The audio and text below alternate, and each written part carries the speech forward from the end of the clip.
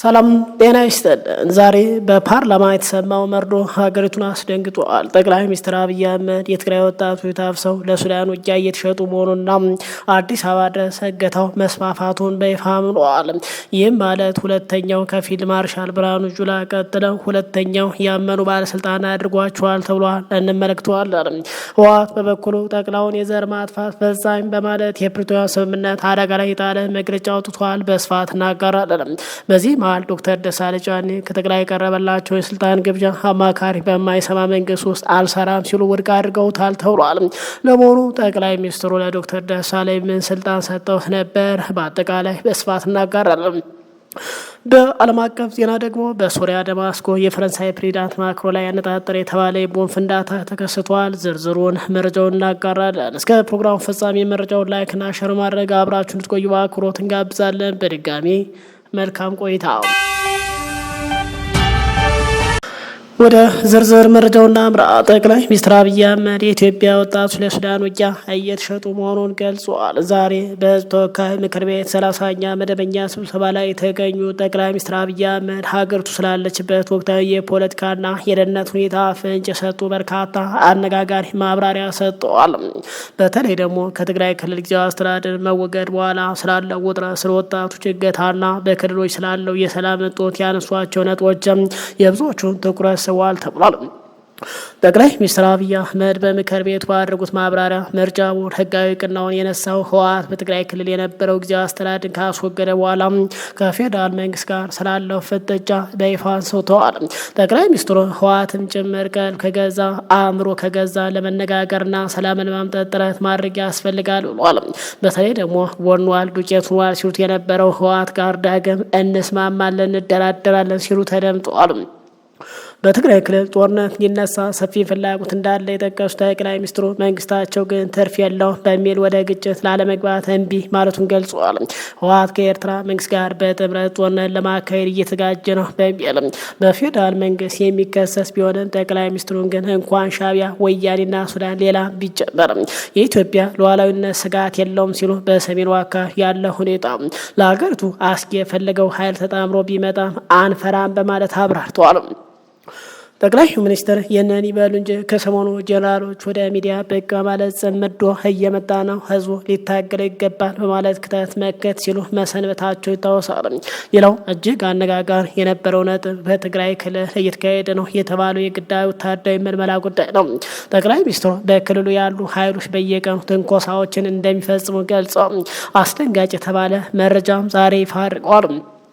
በርካታ የትግራይ ልጆች በጉልበት ታፍሰው ሱዳን ላለው ጦርነት ተሽጧል ያሉት ጠቅላይ ሚኒስትሩ ወጣቶች በማያውቁት ጉዳይ በጎረቤት ሀገር ህይወታቸውን እያጡ መሆኑን በይፋ ገልጸዋል። የትግራይ ህዝብ የችግሩ ባለቤት ሳይሆን የገፈት ቀማሽ እየሆነ ነው ሲሉም ተደምጠዋል። የፕሪቶሪያ ሰላም ስምምነት አሸናፊና ተሸናፊ እኩል ቁጭ ብለው የተደራደሩበት ነው ሲሉ የገለጹት ጠቅላይ ሚኒስትር አብይ አሁን በትግራይ እየታየ ያለው ቀውስ የመጥረቢያ ፖለቲካ ሰለባ ሲሉ ጠርተውታል።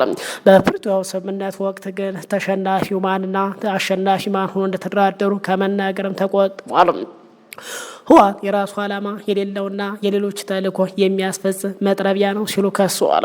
ይህ የሰላም እጦት በትግራይ ብቻ ሳይሆን ታጣቂ በሚንቀሳቀሱባቸው በአማራ፣ በኦሮሚያ ክልሎች እንደሚስተዋል ጠቅላይ ሚኒስትሩ አልሸሸጉም። ልትታገልልህ በሚችሉ ኃይሎች ምክንያት በነዋሪው ላይ ፍራቻ፣ ግድያ፣ ዘረኛና እገታ መባባሱን ገልጸዋል። ዜጎች ከገንዛ ቀያቸው ሸሽቶ መኖር የተሻለ ሰላም የሚሰጥበት ደረጃ ላይ መድረሱን በቁጭት ሲናገሩም ተደምጠዋል። መንግስታቸው እነዚህ የህዝብ ስጋቶች በትዕግስት የሚያልፈውና ወደ አዲስ ግጭት የማይገባው ግጭት ዓላማ ቢስ በመሆኑ ነው ሲሉ ጠቅላይ ሚኒስትሩ ገልጸዋል።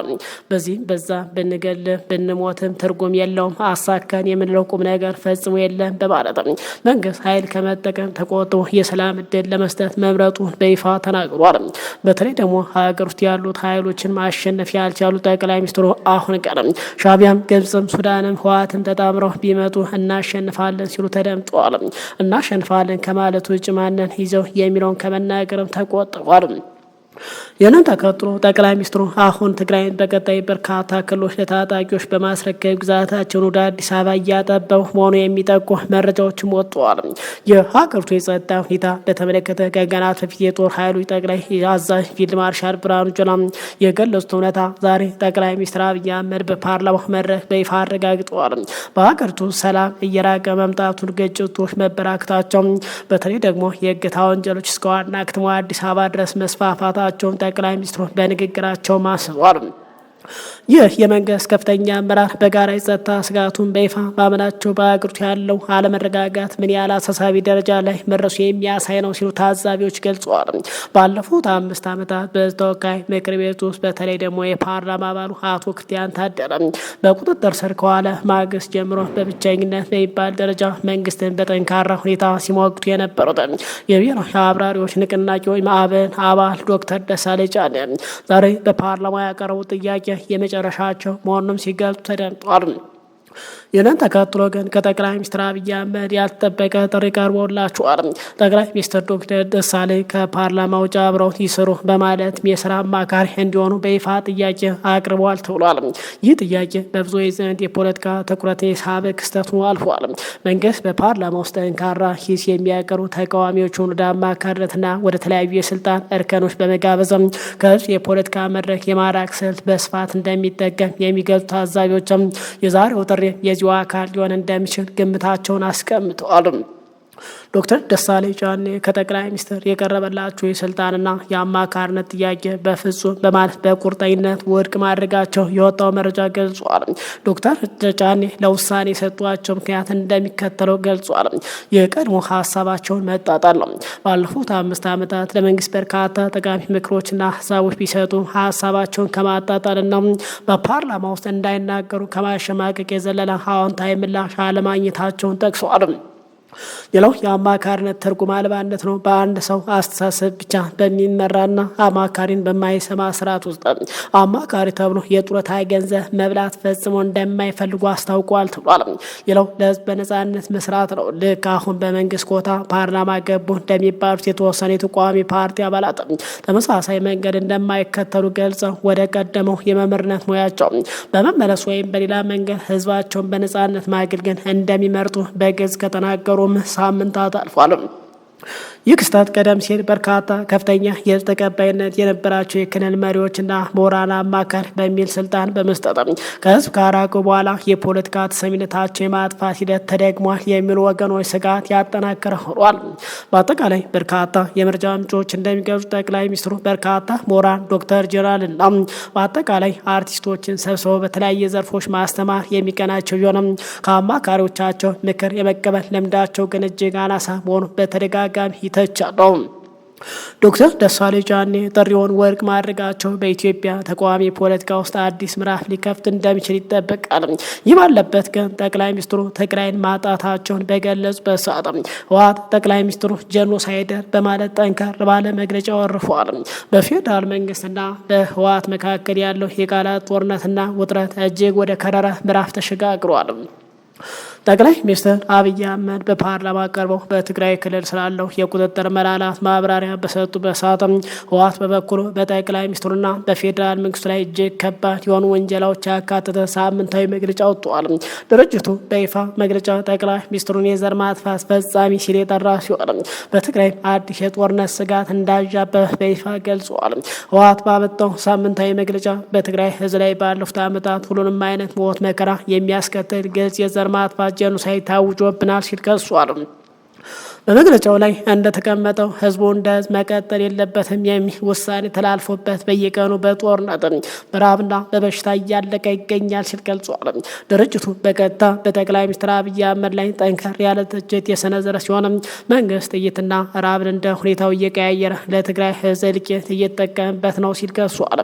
የፌዴራል መንግስት መዋቅርና አቅሞች በሙሉ በትግራይ ህዝብ ላይ አደጋ ለመጣል ተሰማርተዋል ያለው መግለጫው ሰራዊቱ ክልሉን ከጫፍ እስከ ጫፍ ከቦ ዳግም ጥቃት ለመፈጸምና የትግራይን ማንነት ወደማይቻልበት ደረጃ ለማድረስ እያቀደ ነው የሚል ከባድ ክስ አቅርቧል። ህወሓት በመግለጫው ላይ እንዳሰፈረው የትግራይ ህዝብ መሪ ድርጅት ህወሓት የዘር ማጥፋቱ ቁሞ ሁሉም ልዩነቱ በውይይት በድርድር መፈታት አለባቸው የሚል አቋም ይዘው በተደጋጋሚ ቢጠይቁም ከመንግስት በኩል ግን ሁሉንም የሰላም አማራጭ በመዝጋት ዳግም ደማዊ ጦርነት የመጫር አዝማሚያ እየታየ ነው ሲል ከሷል። የህወሓት ቀጣይ አቅጣጫ በተመለከተ ድርጅቱ ይህንን የአንዣበበ አደጋ ለመቀልበስ የትግራይ ራሱን የመከላከል የተፈጥሮ መብት እንዳለው በይፋ አውጇል። ይህ መብት የሚረጋገጠው በአጠቃላይ ደግሞ የክልሉ ሁለንተናዊ አቅሞች ብሔራዊ ተቋማትን በማጠናከር ብቻ እንደሆነ በመጠቆም ህዝቡ ለአዲስ የትግል ምዕራፍ ዝግጁ እንዲሆን ጥሪ አቅርቧል። የፌዴራል መንግስት የትግራይን አቅም በማዳከም እቅዱን ለማሳካት ሰፊ የስም ማጥፋት ዘመቻ ከፍቶብኛል ያለ ህወሓት በዚህ ሂደት ውስጥ የውስጥ ክፍተቶች መፈጠራቸውን አልሸሸገም። ከነዚህ መካከል ጥቂት የትግራይ ተወላጅ ጽናት ያጡና ለስርዓቱ ያደሩ አጎብዳ ካድሬዎች ሆነዋል ሲል የወረፋቸው ሲሆን የተወሰኑ ደግሞ በተለያየ መንገድ ተደናግረው የዚህ ዘመቻ መሳሪያ እየሆኑ ነው ብሏል። በተለይ እነ ጌታቸው ረዳና ጀነራል ጻድቃን የመሳሰሉ የትግራይ ህዝብ የከዱ ካድሬዎች በማለት ገልጾ በገቡበት ገብቶ ግን ለፍርድ እንደሚያቀርባቸው ገልጿል። አውቀውም ሆነ ሳያውቁ በዚህ ሂደት የገቡ የትግራይ ተወላጅ በታሪካቸው ጥቁር ነጥብ እያስቀመጠው መሆኑና ከህግና ከሞራል ተጠያቂነት ፈጽሞ አያመልጡም ሲል ገልጿል። ህወሓት በመግለጫው ማጠቃለያ ላይ ለመላው የትግራይ ያስተላለፈው መልእክት ነው።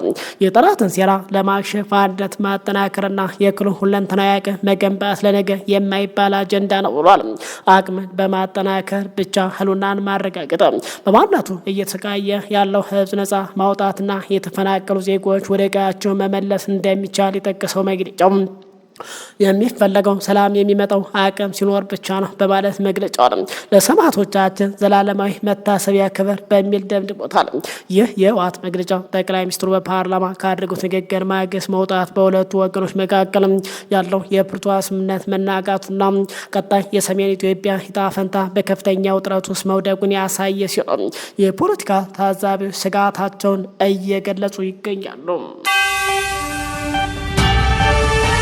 ወደ ውጭ መረጃ ስናመራ ለጠቅላይ ሚኒስትሩ የቅርብ ወዳጅ የተባሉት ፕሬዚዳንት አካባቢ ላይ ጥቃት መፈጸሙ ተሰምቷል። በሱሪያ ደማስቆ የፈረንሳይ ፕሬዚዳንት ባረፉበት ሆቴል አቅራቢያ ፍንዳታ ተከስተው 18 ሰዎች መቁሰላቸው ተነግሯል። ፍንዳታው የተከሰቱት የፈረንሳይ ፕሬዚዳንት ኢማኑኤል ማክሮን ያረፉበት ሆቴል አቅራቢያ መሆኑ ተገልጿል። አንድ የደህንነት ምንጭ ለቢቢሲ እንደተናገሩት ፍንዳታው የተከሰቱት በሁለት መሳሪያዎች አማካኝነት ነው። የሱሪያ መገናኛ ብዙሃን ደግሞ አራት የፖሊስ መኮንኖች ጨምሮ 18 ሰዎች በከባዱ ቆስለዋል ብሏል። ማክሮን በሱሪያ ዋና ከተማ የተገኙት በሱሪያ አቻቸው አህመድ አልሻራይ ጋር በፕሬዝዳንታዊ ቤተ መንግስት ውይይት ለማድረግ ነበር። የፕሬዝዳንቱ ባለስልጣናት ማክሮን በሰላም በደህና ሁኔታ ላይ እንደሚገኙ የፍንዳታው ድምፅ አልሰሙም ሲል ገልጿል። ማክሮን የሱሪያ ጉብኝታቸውን ካጠናቀቁ በኋላ ለኔቶ ጉባኤ ወደ ቱርኪያ ያቀናሉ። የኤልዜ ቤተ መንግስት የፈረንሳይ ፕሬዝዳንት ጽሕፈት ቤት እንዳስታውቀው ጉብኝቱ በታቀደው መሰረት ይቀጥላል በማለት ገልጿል። በከተማ ውስጥ ፍንዳታ መከሰቱ ከተሰማ በኋላ በማህበራዊ ሚዲያ ላይ የወጡ ተንቀሳቃሽ ምስሎች ፎቶዎች በሶሪያ ዋና ከተማ በሚገኝ አንድ ሆቴል አቅራቢያ ከቆመ ተሽከርካሪ ላይ ጥቅጥቅ ያለ ጢስ እሳት ሲነሳ ያሳያሉ። እነዚህ ዘገባዎች በወጡበት ወቅት የሱሪያ መንግስት ቴሌቪዥን አልሻራይ ለማክሮን ፕሬዝዳንታዊ ቤተ መንግስት አቀባበል ለማድረግ በዝግጅት ላይ ነበሩ ተብሏል።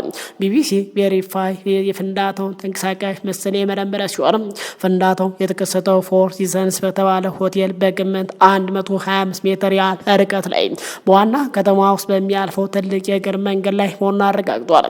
ይህም በተለይ ደግሞ የፈረንሳይ ፕሬዝዳንት ካረፉበት ቦታ ቅርብ ላይ መሆኑ ሲገለጽ ጥቃቱ ኢላማ የተደረገው ፕሬዝዳንቱ ላይ ሳይሆን አይቀርም በማለት የተለያዩ አጠቃላይ ፖለቲከኞችና አክቲቪስቶች ሀሳባቸውን እየሰነዘሩ ይገኛሉ።